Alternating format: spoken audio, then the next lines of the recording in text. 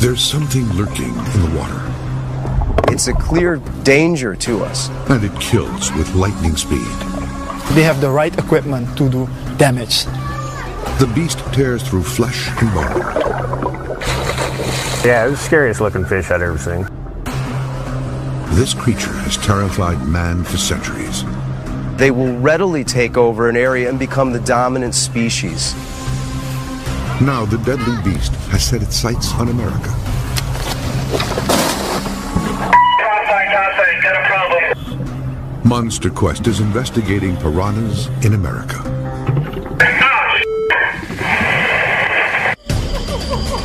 People around the world report seeing monsters. Are they real or imaginary? Science searches for answers on Monster Quest.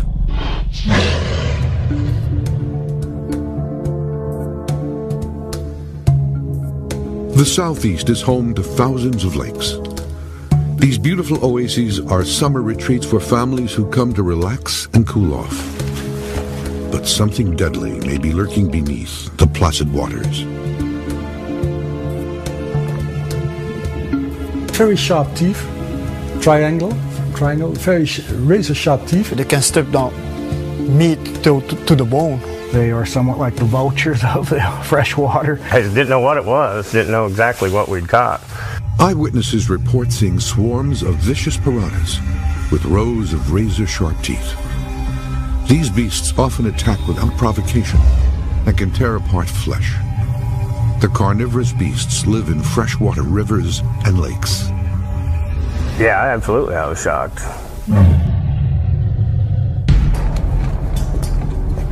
Alan Carlson and his buddies were headed toward a local reservoir. The spot was also a popular place for families to swim and fish. It was Labor Day weekend. We were fishing with night crawlers, bottom fishing for catfish. And then the piranha struck. Well, when it hit the line, it just took off, and the sensation was of a bluegill. I thought it was a big bluegill. And my buddy said it might be a record bluegill, the way it was bending my pole over. And I fought it for a few minutes and got it in, and when I went to lift it up, we was looking down in its mouth and we seen all the teeth. Looking down in its mouth, yeah, it was the scariest looking fish I'd ever seen. Didn't know what it was, didn't know exactly what we'd caught. Carlson showed the fish to a Tennessee wildlife official who confirmed it was a piranha. Word spread quickly. The day I caught the piranha, there was little kids out there on a boat swimming. Neighbors around here all came out to see what was going on, and the young kids, their parents said they didn't know if they'd let them swim in there again for fear of them being bit by the piranha. Carlson believes the fish may be breeding and spreading across the country. People think that they may be adapted and breeding in these lakes.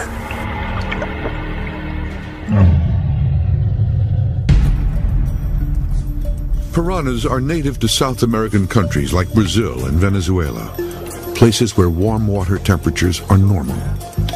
They are not known to exist in the U.S. except as pets. But suddenly, reports of sightings are emerging from around the country. Some question their legitimacy. If someone had a few piranhas in their aquarium and they released them into a nearby lake or pond that had, say during the summer when the water temperatures are warm, the piranhas would survive the summer.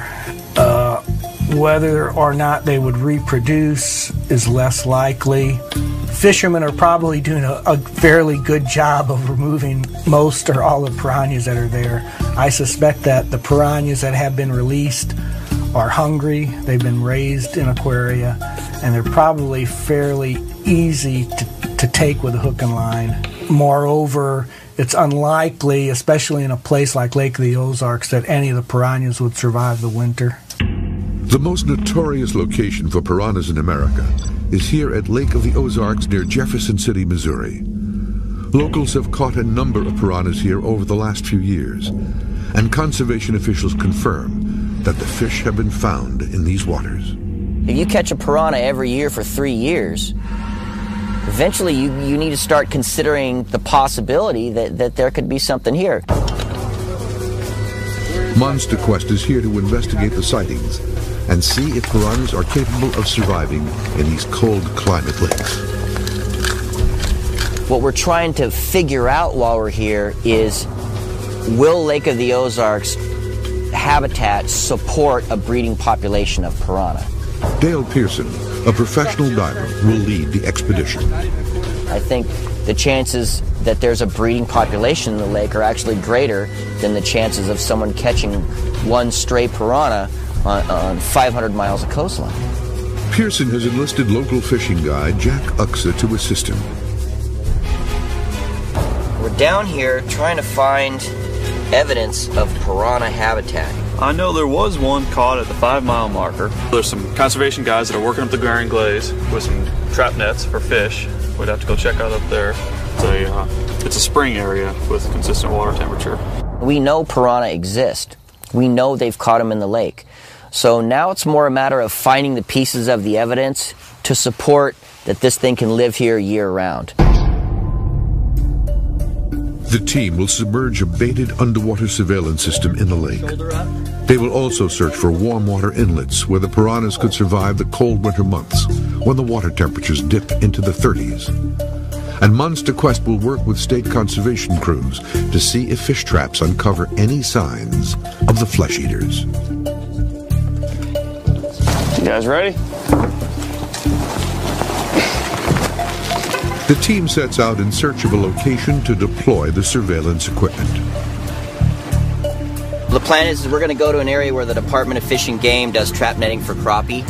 And if there's a chance that we're going to find a piranha in the lake, that's probably a really good area where we're going to find it. So we're going to go there, set up a camera trap system and some bait, leave it there overnight, and see if we can bring something in.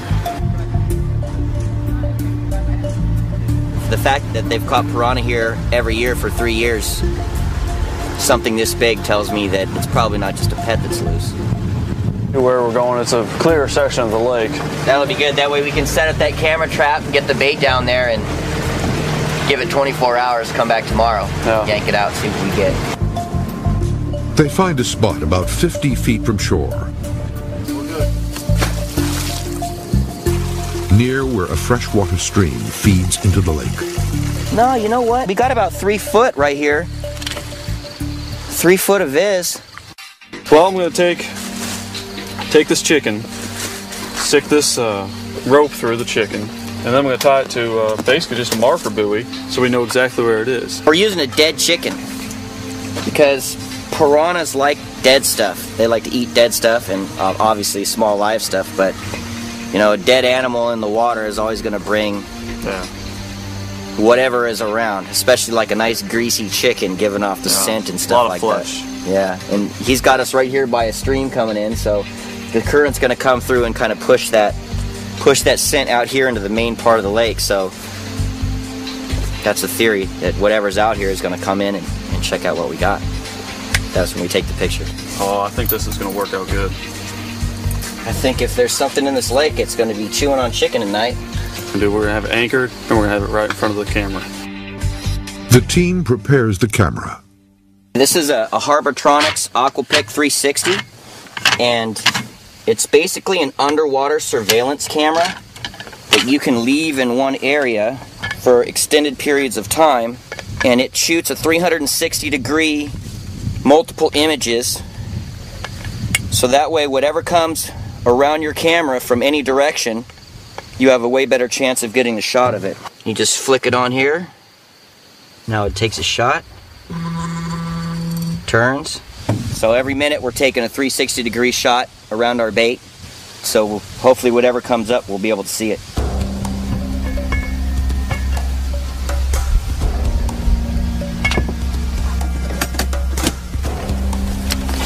Pearson gears up to dive into the murky lake. Visibility is extremely limited.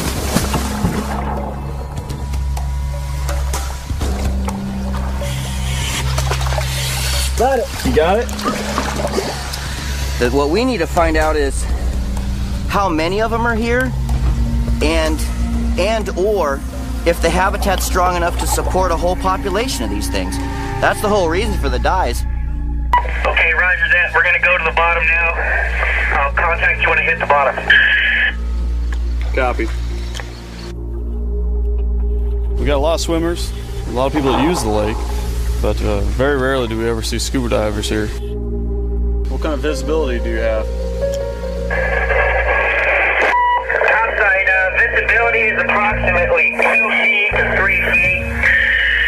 Bottom is a thick, silty mud in the middle of the channel, leading up to a hard, rocky bottom on the outside.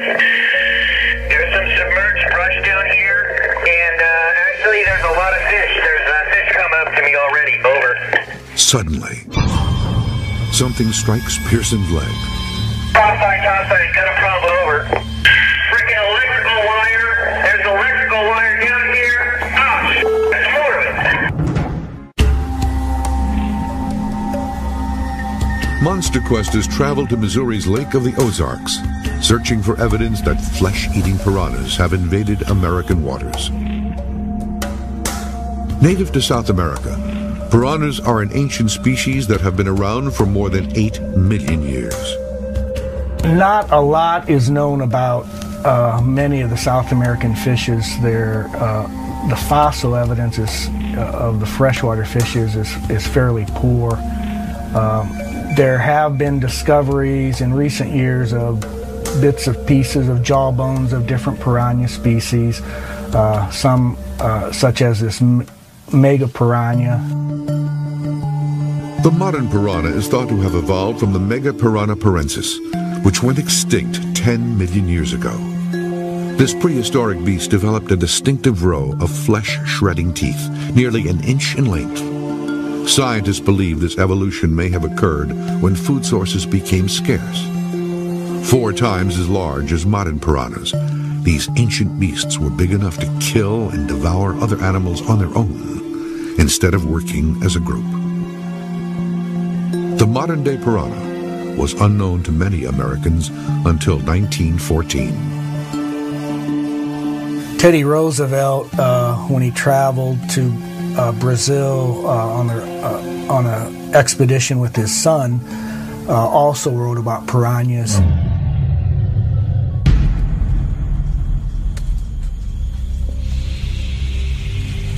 President Roosevelt, a wildlife enthusiast, wrote repeatedly of the wondrous new species he saw along the way. When he witnessed a cow carcass thrown into piranha-infested waters, he marveled at the way it was ripped to shreds and reduced to a skeleton. Many Americans learned of the fish for the first time by reading the president's impressions in his 1914 account, Through the Brazilian Wilderness. The president described the ferocious coordinated attacks, reporting that no one in his group dared get too close to the piranha-infested waters. Teddy Roosevelt thought that piranhas were one of the most, in his opinion, ferocious fishes. Roosevelt helped cement the piranha's reputation as a man-eater. He wrote that it would snap off a finger that skimmed the water from a boat, mutilate swimmers, or devour any injured man who dared enter the water. The highly publicized trip drew other American explorers to the Amazon. They confirmed the piranha's appetite for flesh, as evidenced by this photo taken in the 1930s near Mato Grosso, Brazil. It shows a piranha victim with the flesh stripped from his body. The piranha's reputation would be exploited for the next century in popular culture.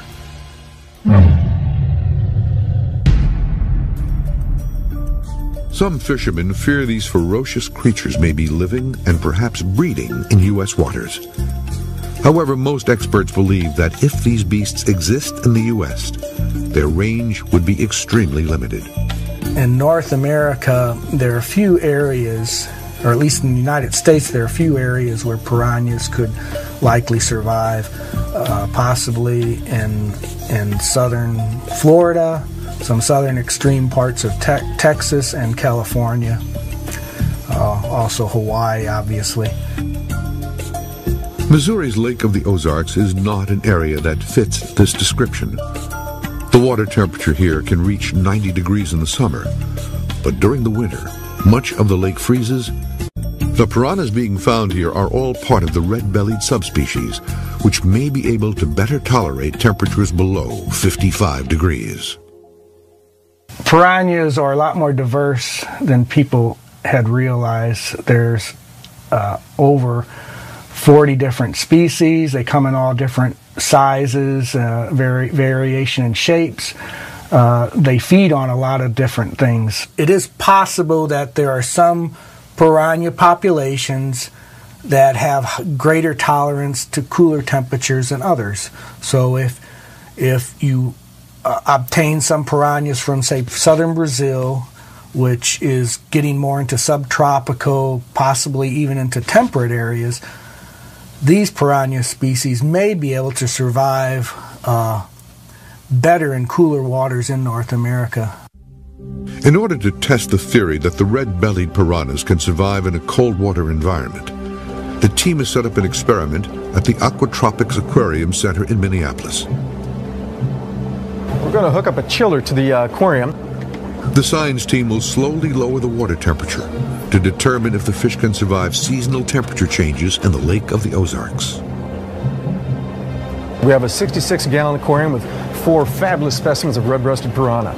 We're going to incrementally reduce the temperature of their environment from a median temperature right now of 75 degrees and bring them down to about 50 degrees over the course of 5 days.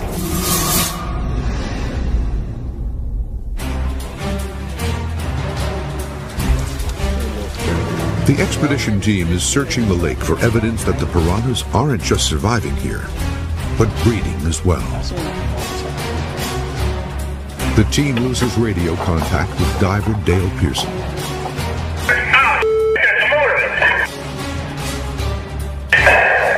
I'm going to try to untangle myself. I'll be fine. Just give me a second. There's a lot of down here.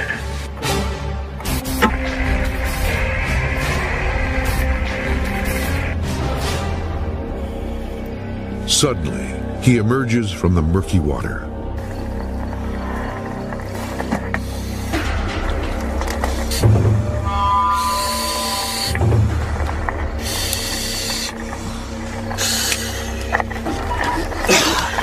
That sucked. This ain't no fishing string. You can't cut this with a knife. That was dicey. It was like some dude took a bunch of this crap and was lashing logs or like made a raft or something. And this stuff was just sticking up all over. And as I swam over it, it just, whoop. That's part of being at a lake that's got a lot of fishermen. We've put a lot of brush piles in the lake. And some fishermen will use electrical wire to keep everything snug to the bottom so they know where it is.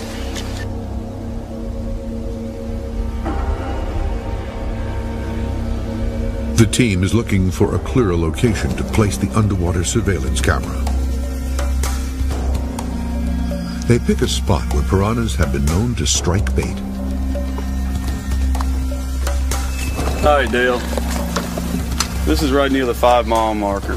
This is where a little girl caught a piranha here recently.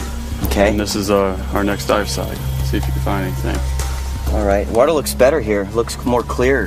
Mm-hmm. It is. Yeah, the first deployment of the Aquapix camera system, we had a seal rupture, and we got some water in the system. We were able to take it apart that night, dry everything out, and luckily not enough water got in there to totally destroy the system.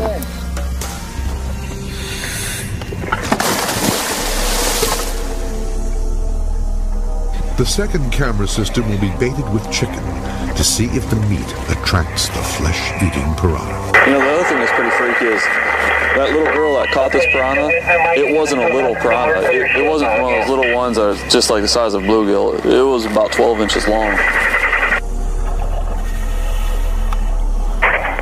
Water temperature 57 degrees. Copy that, 57 degrees.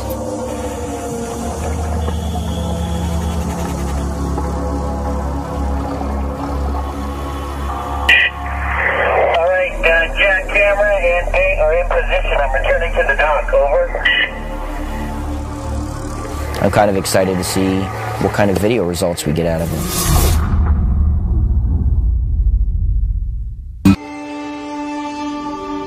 Monster Quest is exploring U.S. waters, searching for deadly, flesh-eating piranhas. This species has long been known to thrive in the warmer climates of South America. People were very afraid of going into the water.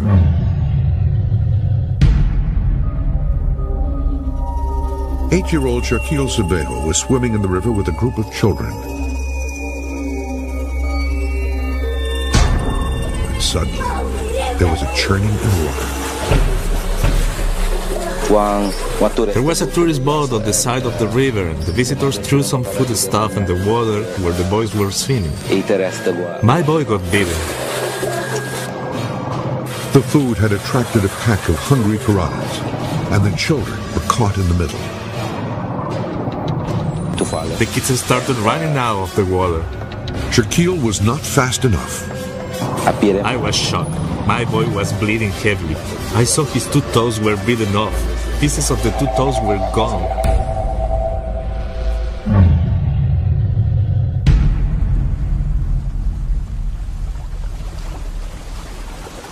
Suriname lies in the northern edge of South America, just north of Brazil. The science team has journeyed here to determine what triggers these deadly fish to attack.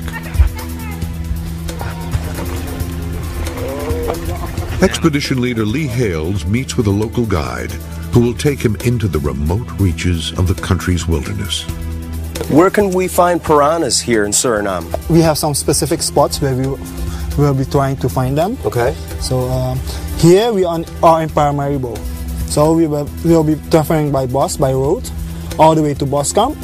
And from there we will go by boat and go into the tributary of the Copanama River. This is the Copanama River and this is the Wayambo. We will be visiting these 2 villages.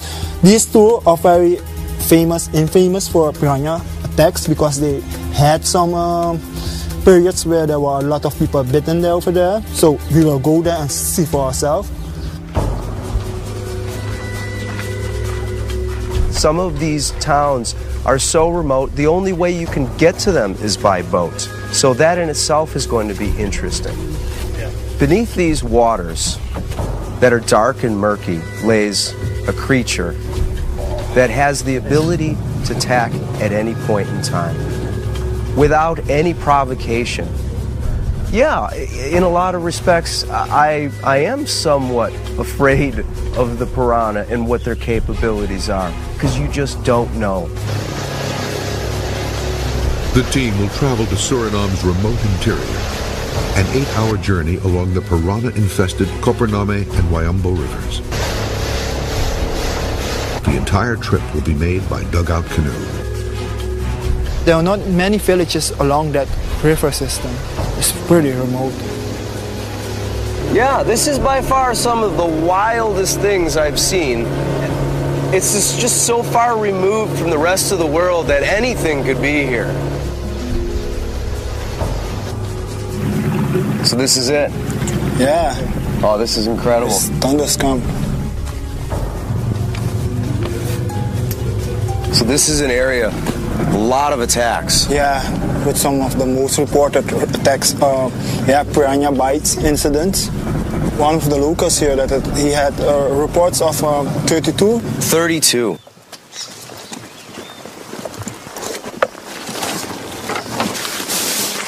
The team arrives in the remote village of Dondeskamp, where the locals live in fear of the flesh eaters.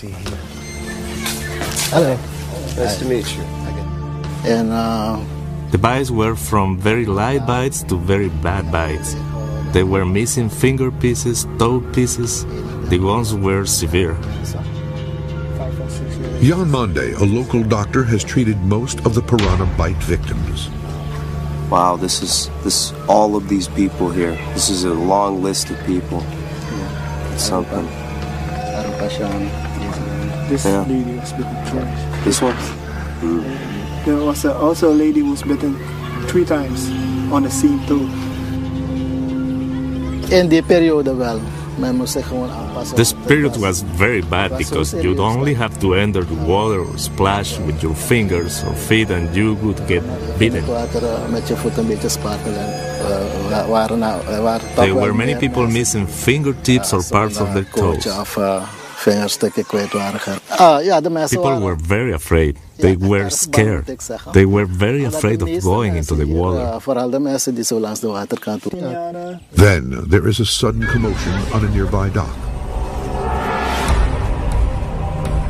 A fisherman has caught a large black piranha. And they make a certain noise.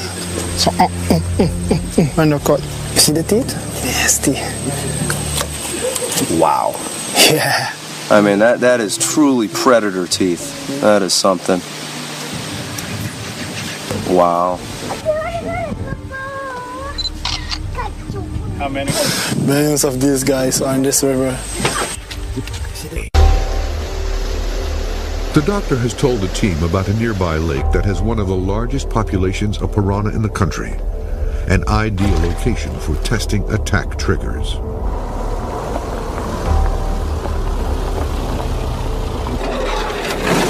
Wow, this is a large reservoir. Yeah, that's the biggest one. I think it's South America. Beautiful.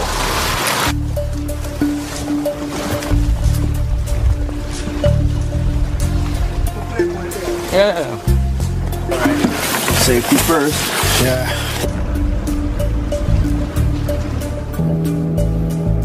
So this is more or less a man-made lake. Yeah, that's a man-made lake. Now because of that, there's a lot of piranha in this area. How much do you think?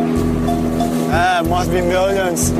Do some of the people live along the edge of this reservoir? No, a lot of people that live around here. So they come down and bathe in the water as we were seeing in these other locations? Yeah, they bathe in the water, but do their laundry, wash their dishes right in the reservoir.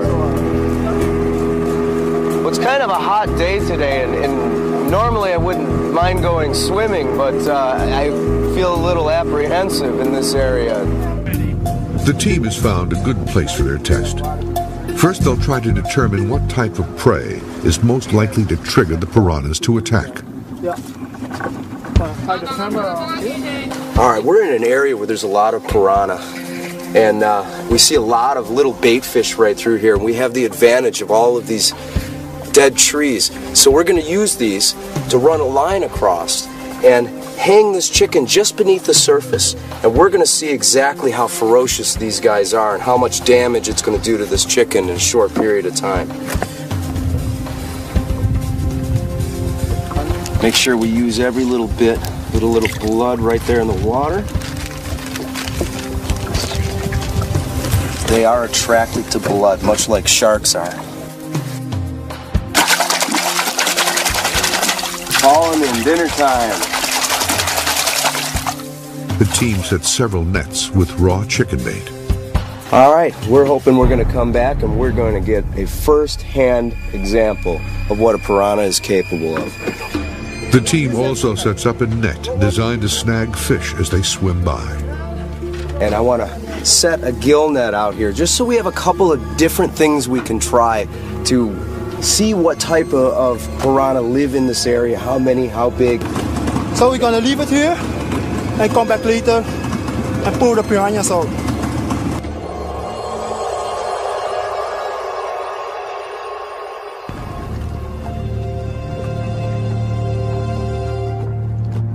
The team checks their traps throughout the day.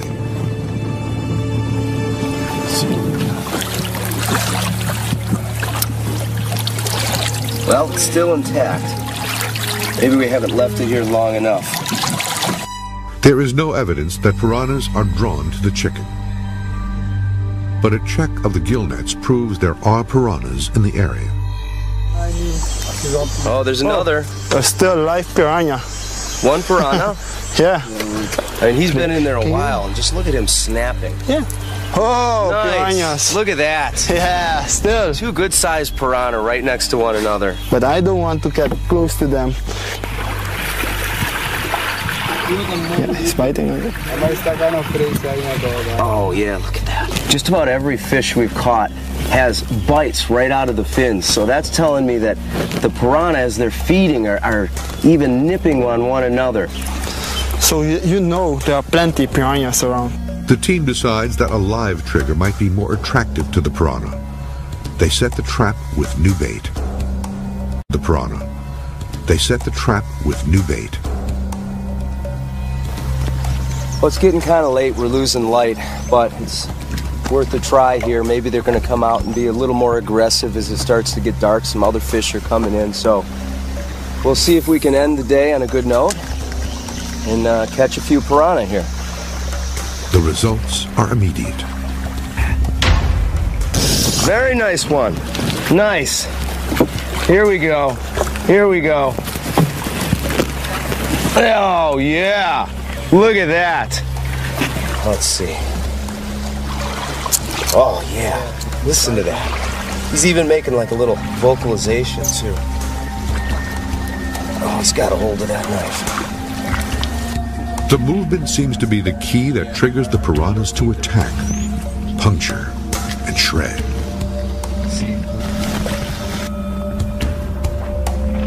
Piranha. I got it.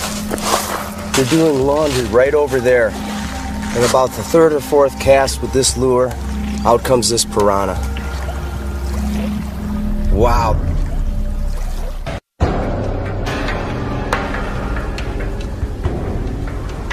Monster Quest has traveled to Missouri to determine whether piranhas have invaded the Lake of the Ozarks and are breeding here.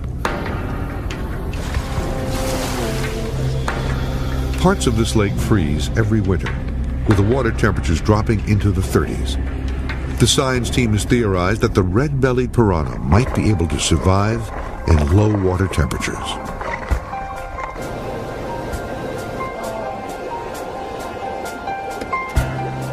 Over the course of these 4 days, we've now dropped the temperature down to 60 degrees Fahrenheit. I would say until we reached the point of 65 degrees, the behavior was very natural, very normal. When I got to 65 degrees, I noticed one dramatic change in behavior. They became very territorial, almost aggressive towards each other. We had separation of the fish rather than schooling. Now today, probably the most significant change I've seen, we just went from 65 degrees down to 60 degrees. These fish have completely changed their temperament. We have much less activity, almost sluggish. Coloration is still good, but these fish are not aggressive towards each other. Over the next 24 hours, the team will test their theory by dropping the water temperature to 55 degrees and below.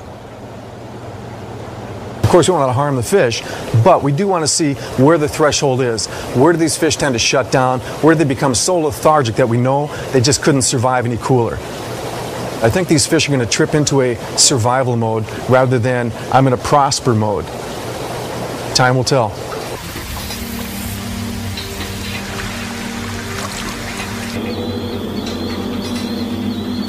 Despite the evidence, some scientists are skeptical that piranhas could survive in the U.S. I've been the biologist here at Lake of the Ozarks since 1991, and during that time I've heard of probably 3, 4, maybe 5 people catching piranha.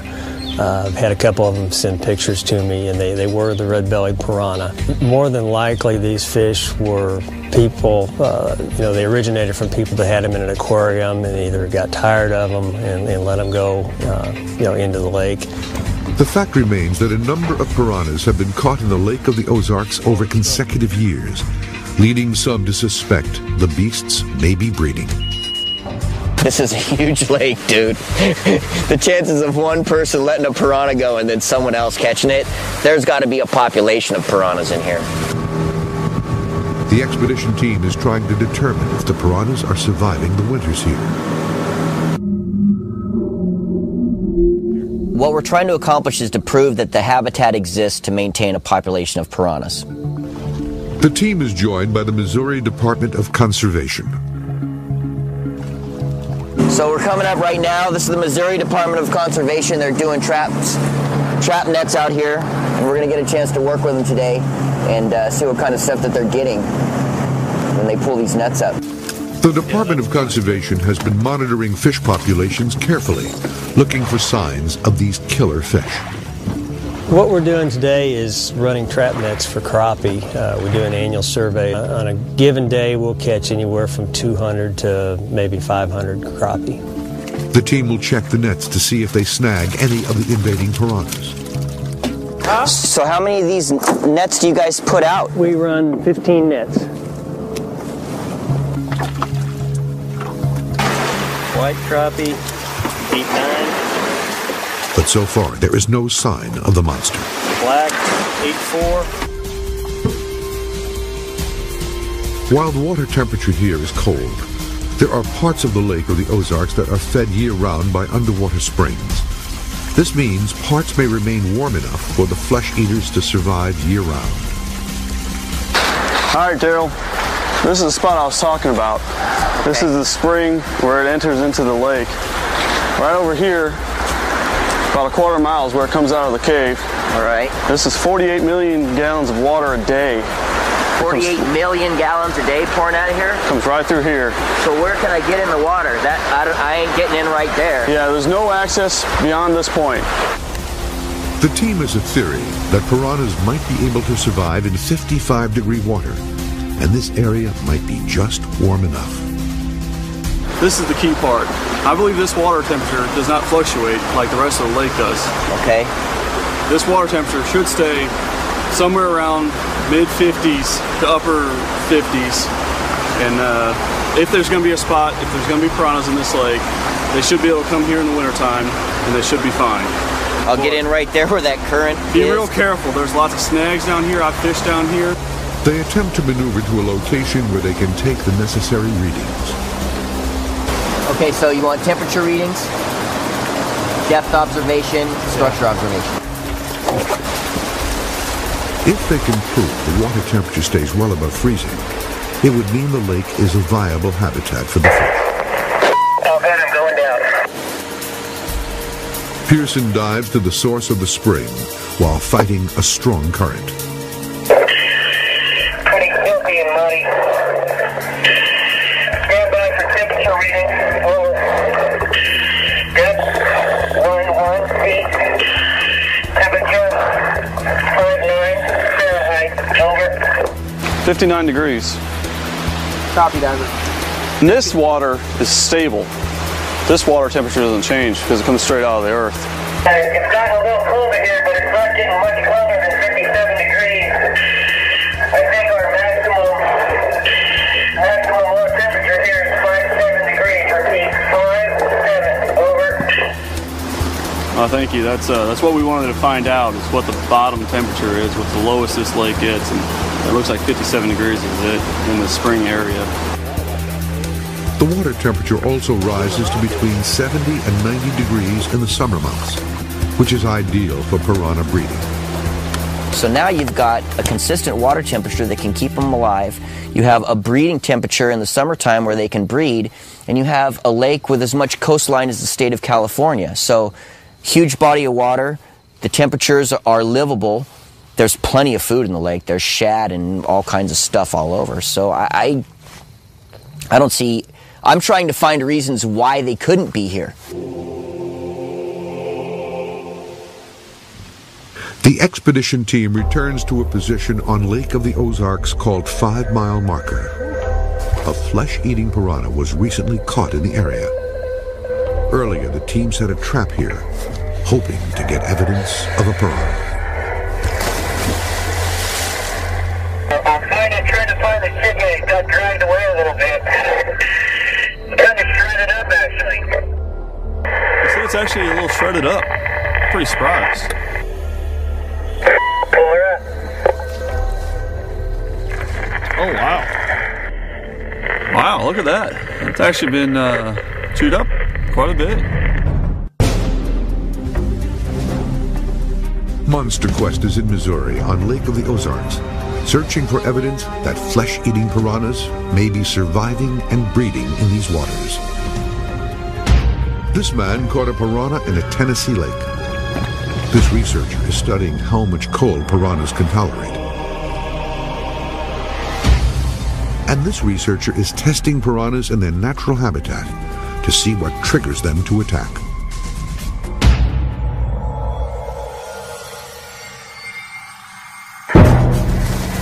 The expedition team is examining the baited camera traps. Something has clearly attacked the bait.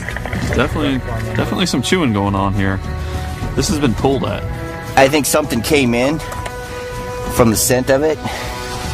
That was a larger predator. Well, did you see any more fish down there? Actually, no. I was surprised. I went down, I looked, found the chicken. It was shredded up for real. And there was nothing around. The team checks the underwater footage, but none of the cameras show piranhas, only native fish. It's possible the murky conditions obscured something else feeding on the bait. Yeah, it's kind of funky being in this lake, honestly, because the light drops extremely fast. Like when you go down there, you lose light pretty much immediately. If there's a school of piranha in here, you're not going to find them.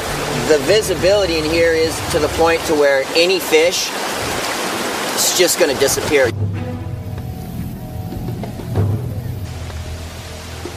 The expedition team is determined that there are parts of the lake that remain at 57 degrees even in winter.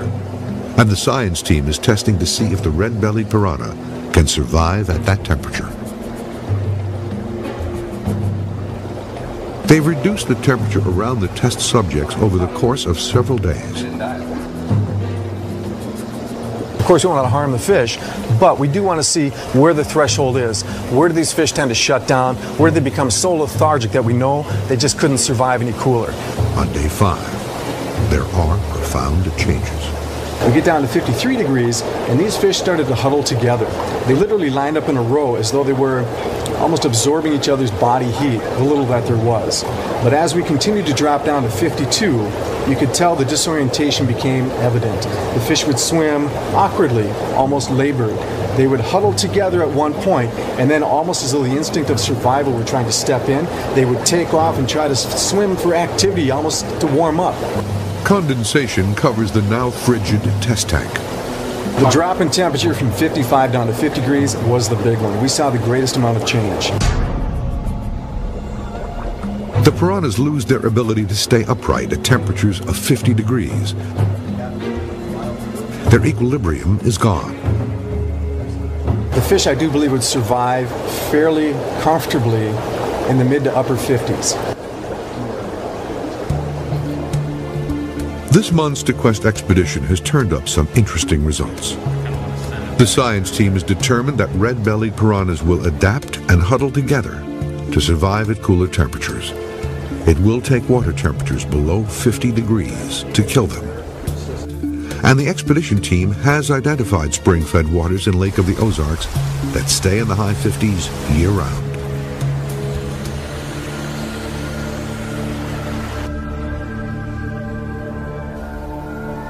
My gut tells me there's very few piranhas in this lake. There's probably a handful out there. It would easily become an A-list predator and actually have very devastating effects on the native fish species, not to mention the encounters that you're going to have with humans and other animals that might venture into the water. So the scary thing is that on a body of water the size of Lake of the Ozarks, if you get a piranha breeding population